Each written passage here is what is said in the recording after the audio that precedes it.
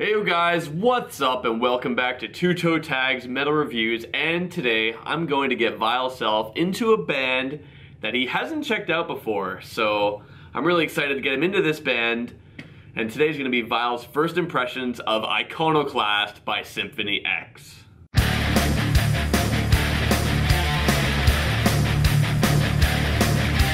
So, Symphony X. I fucking love this band so much, and Iconoclast is the album that got me into them. And I think, although they are progressive metal and you have some reservations on the genre, I think the band as a whole has enough that can draw you into them. So I think you're really gonna like this.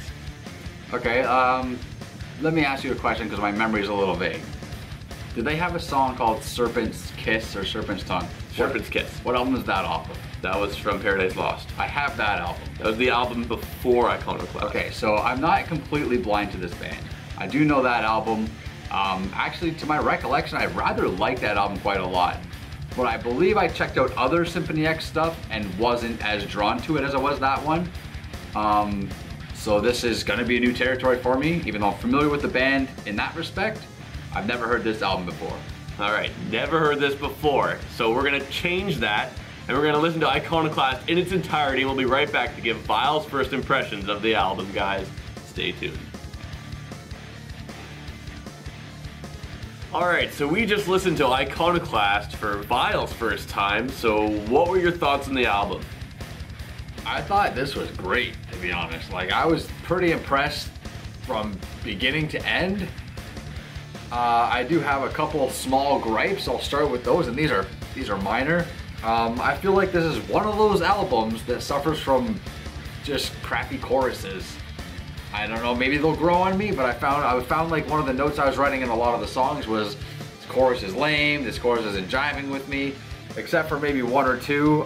Dehumanized, which was track 3, had a pretty decent chorus in it, I found.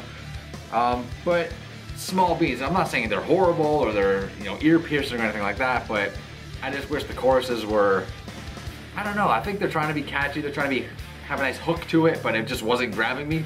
I think they do like have their catchiness with the riffs as well being very catchy. The riffs are what make it tolerable, right? The riffs save it from being complete garbage to actually being listenable.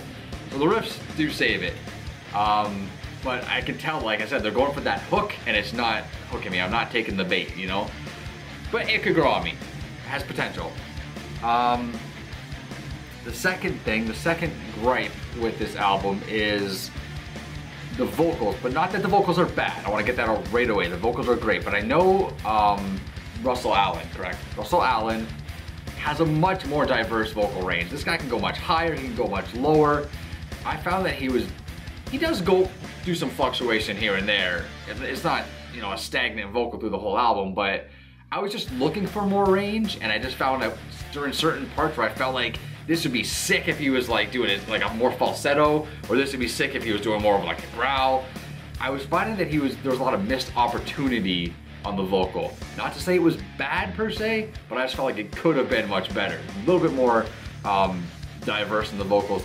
Minor gripes. Aside from that, almost everything I heard I really liked. The bass lines were sick, the keyboard and the guitars were complementing each other very well. You had solos from both, you had solo trade-offs.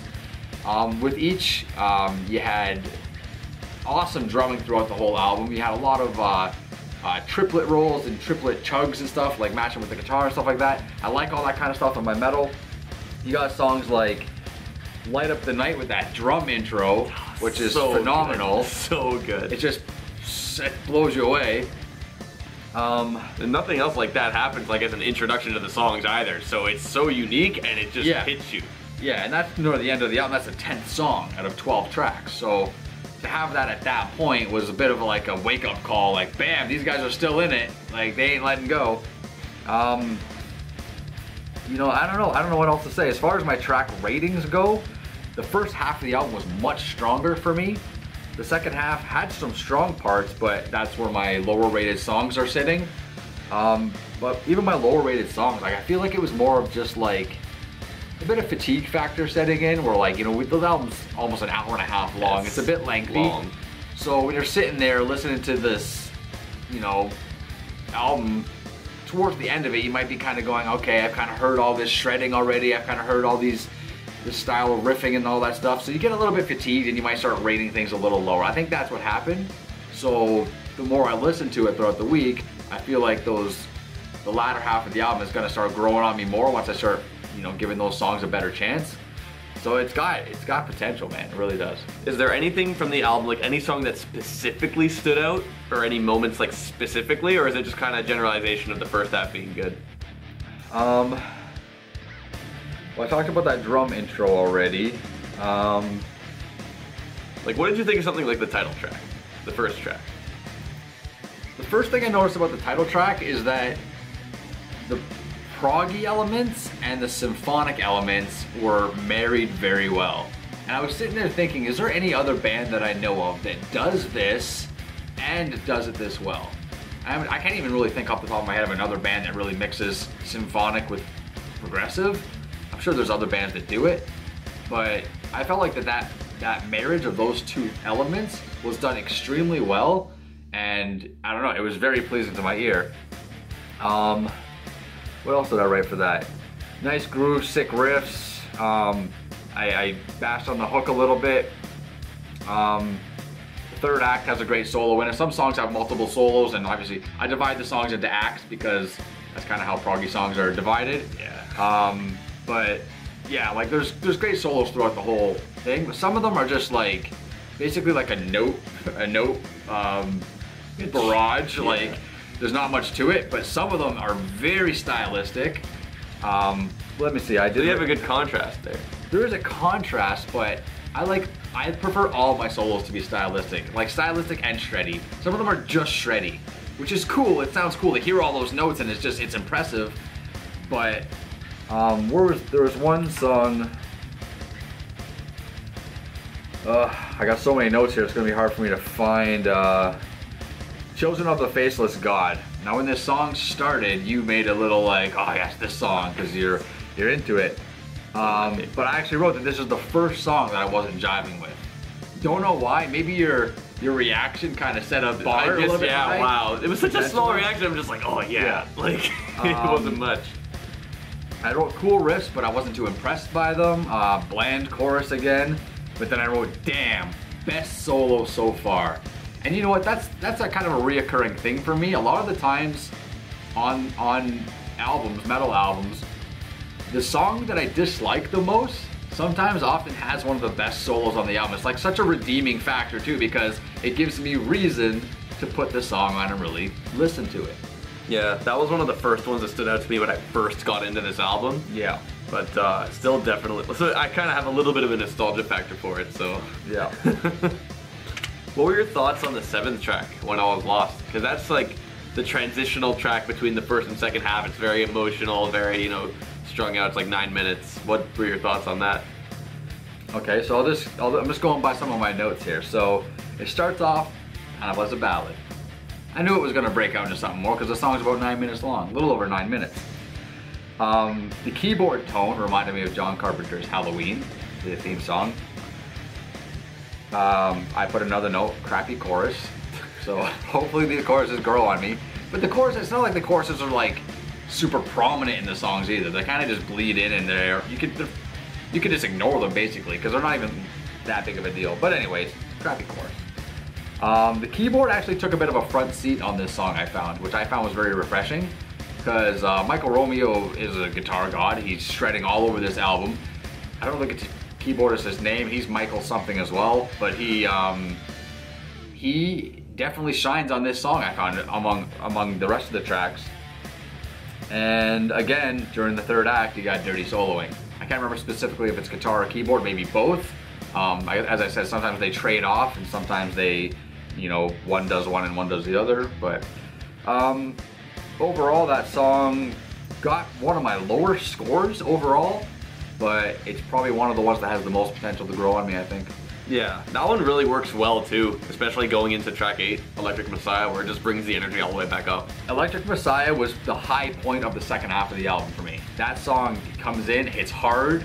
That's where they have this like super fast double bass near the beginning.